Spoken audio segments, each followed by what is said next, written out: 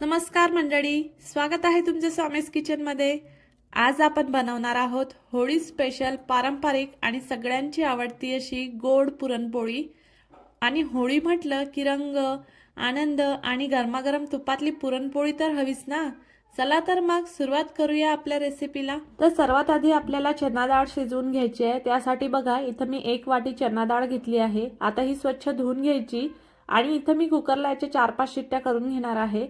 तर इथं बघा स्वच्छ धुवून घेतल्यानंतर पाणी घालायचं, हळद घालायची, थोडं तेल घालायचं आणि नंतर कुकरला 4 शिट्ट्या करून घ्यायच्या। तर तेल टाकल्यामुळे ना आपली डाळ छान मऊ शिजते। आणि इथं बघा आता कुकरमध्ये मी खाली पाणी ठेवलं आहे, त्याच्यामध्ये प्लेट ठेवली आणि चणा डाळीचा आपला डब्बा ठेवला। इथं तुम्ही कुकरमध्ये डायरेक्ट ही डाळ लावू शकता, पण माझी 1 वाटीच डाळ होती म्हणून मी डब्यामध्ये लावली आहे। तर आता कुकर होते तोपर्यंत आपण पीठ मळून घेऊया। त्यासाठी 1 बाउल भरून गव्हाचं पीठ घेतलं आहे, थोडं मीठ घातलं। आता थोडी हळद घालायची आणि हळद ना ऑप्शनल आहे। हळद फक्त याच्यासाठी घातली की पोळीला छान कलर येतो, त्यासाठी घातली आहे पिठामध्ये हळद, नाही घातली तरीही चालते। आता थोडं थोडं पाणी घालून छान असा गोळा मळून घ्यायचा आणि थोडा गोळा ना सैलसरच मळायचा आहे, म्हणजे पुरणपोळी पण खूप छान येते। इथं बघा आता आपला हा गोळा मळून झाला, थोडा घट्टच वाटतोय, अजून थोडासा सैलसर होऊ द्या। म्हणजे थोडं पाणी घालते म्हणून अजून थोडासा मळून घेते आहे पाणी घालून। आता इथं बघा हा गोळा ना, आता मी एक टिप सांगणार आहे की त्यामुळे ना आपली पुरणपोळी खूप छान होणार आहे। तर आता गोळा मळून झाल्यानंतर काय करायचं आहे, असं एका भांड्यामध्ये पाणी घ्यायचं आहे आणि पूर्ण असा गोळा त्या पाण्यामध्ये बुडवून ठेवायचा आहे। याच्यामुळे काय होतं, हा गोळा खूप छान मऊ होतो, सॉफ्ट होतो आणि पुरणपोळी पण खूप सॉफ्ट होते त्याच्यामुळे। आणि हा गोळा ना फक्त 10 मिनिटच ठेवायचा आहे पाण्यामध्ये, जास्त नाही ठेवायचा। आता इथं बघा आपला कुकर झाला आहे, आपली डाळ पण छान शिजली आहे। अशी हाताने दाबून बघायची, एकदम मऊ झाली आहे मस्त। आता आपण ही डाळ बाहेर काढू आणि याच्यामधलं ना जे एक्स्ट्रा पाणी आहे ते काढून टाकू। तुम्ही डायरेक्ट चाळणीने गाळून टाकलं तरीही चालेल, पण माझ्या डाळीमध्ये थोडंच पाणी उरलं होतं म्हणून मी असं डायरेक्टच काढलं आहे। आता डाळीमधलं पूर्ण पाणी काढून झालं की याच्यामध्ये गूळ घालायचा आहे। तुम्हाला साखर हवी असेल तर तुम्ही साखर घालू शकता। इथं बघा मी 1 वाटी डाळ घेतली होती, त्याला 1.5 वाटी गूळ घेतला आहे। गूळ थोडा गोड कमी असतो म्हणून मी 1.5 वाटी घेतला आहे, पण तुम्ही साखर जर घेत असाल तर 1 वाटीच घ्यायची, म्हणजे 1 वाटी डाळ असेल तर 1 वाटी साखर असं घ्यायचं। आता ही डाळ आणि गूळ जे मिक्स केलं आहे ते डायरेक्ट मिक्सरला मी वाटून घेते आहे। छान बारीक करून घ्यायचं मिक्सरला। असं मिक्सरला फिरवून घेतल्यामुळे ना पुरण एकदम मऊ आणि गाठी नसलेलं तयार होतं। आणि माहिती आहे का, ही पुरणपोळीची खूप सोपी आणि एकदम बिगिनर फ्रेंडली पद्धत आहे।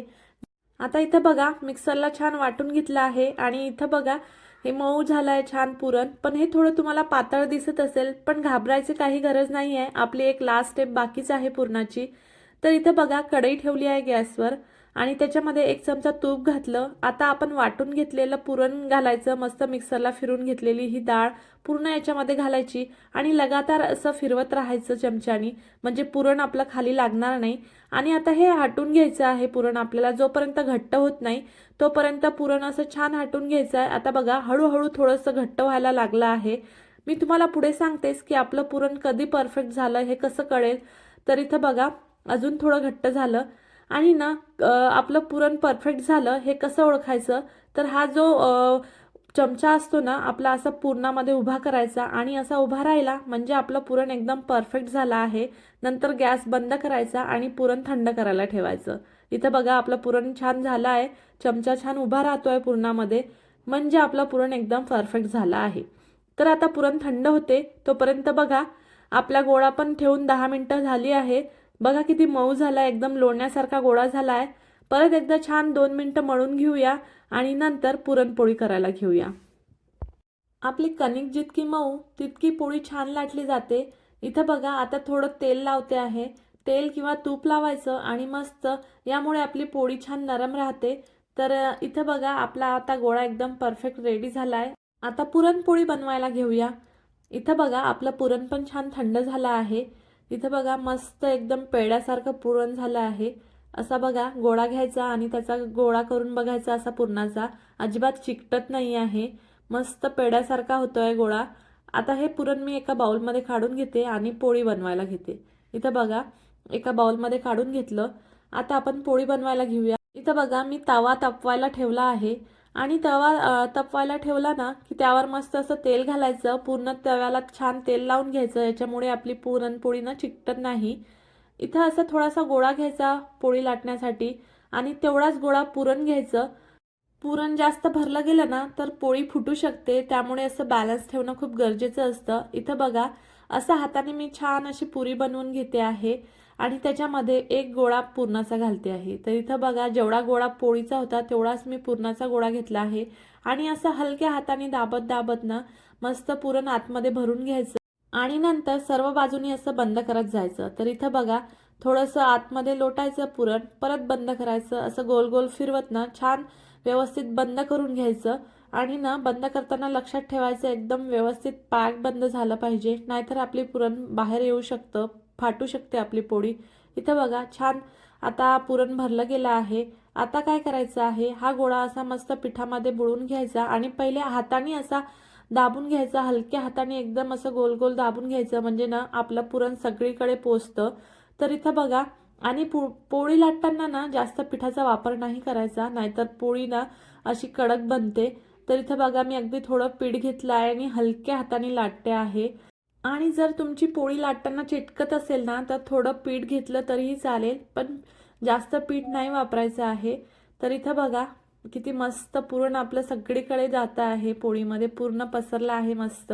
आणि इथं हा गोळा ना पोळीचा कणकेचा आपला इतका मऊ झाला आहे ना की तुम्ही जितकी पातळ पोळी लाटाल तितकी पातळ होते आहे. पण ना पुरणपोळी थोडी गुबगुबीतच छान लागते, जास्त ना पातळ केली तर ती कडक होते, छान मऊ मऊ राहत नाही. इथं बघा, मस्त आता लाटून झाली आहे, सर्वकडून सारखी लाटली गेली आहे. आता आपण तव्यावर घालूया. तर इथं तवा पण गरम झाला आहे.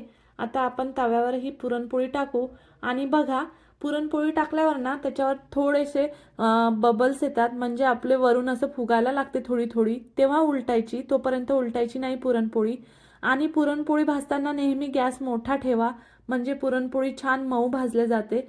आता बघा, उलटून घेतली आहे. उलटल्यानंतर पण थोडंसं असं साईड साईडने असं फिरून घ्यायचं गोल पुरणपोळीला मस्त.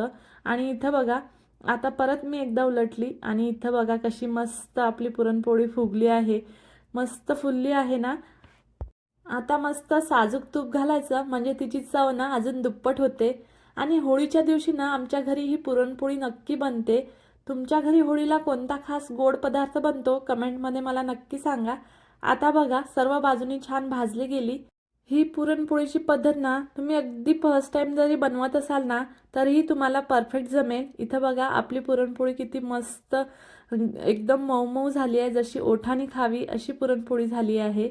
तर इथं बघा, परत मी एकदा तुम्हाला बनवून दाखवते, म्हणजे तुम्हाला अजून लक्षात येईल. तर इथे बघा, एक गोळा घेतला आहे आणि आता ना तुम्ही हाताने जर तुम्हाला अशी पारी बनवायची नसेल ना, तुम्ही थोडंसं असं लाटून घेतलं तरीही चालेल आणि नंतर डायरेक्ट असं पुरण भरायचं आणि सर्व बाजूनी असं बंद करत यायचं.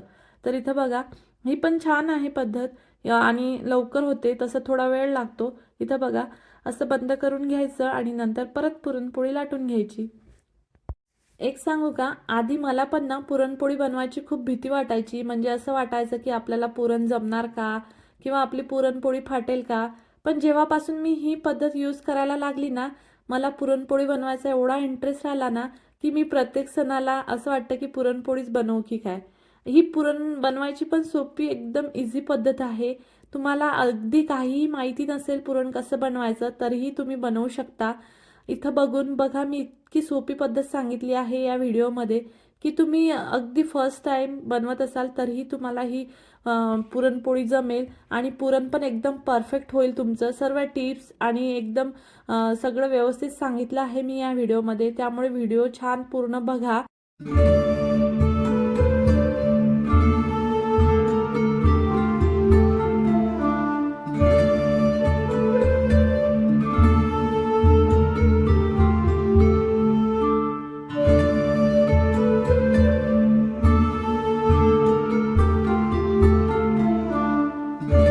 तर अशी तयार झाली आपली होळी स्पेशल पुरणपोळी. तुम्हीही नक्की करून बघा आणि मला कमेंटमध्ये सांगा कशी झाली ते.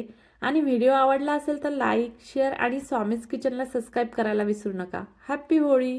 पुन्हा भेटूया अशाच एका रेसिपीसोबत.